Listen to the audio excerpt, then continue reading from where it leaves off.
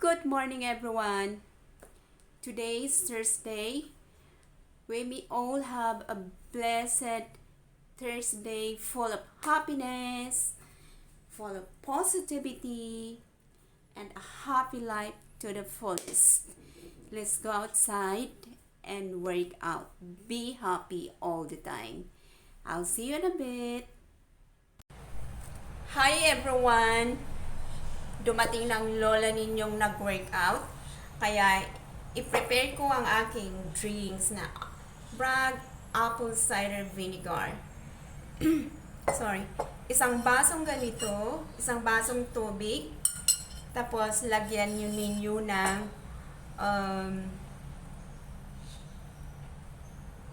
10 ml or 1 tablespoon of apple cider vinegar. And then, ihalo ninyo sa tubig. And then, inumin ninyo, guys. Nakakatanggal ng pagod. At saka, may benepisyo sa ating katawan.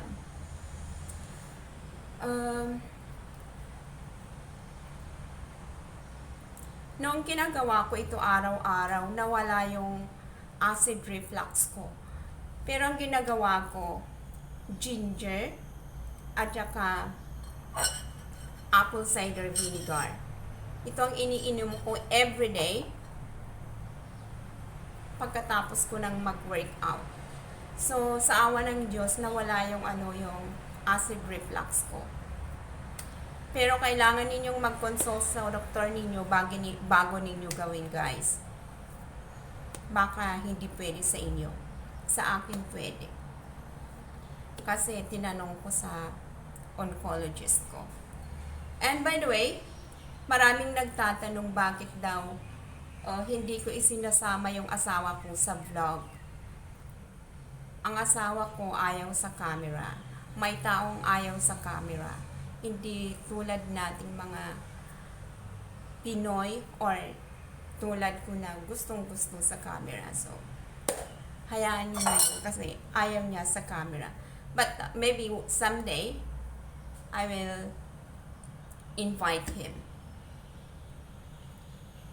Okay, see you in a bit para magluto ako ng breakfast, guys.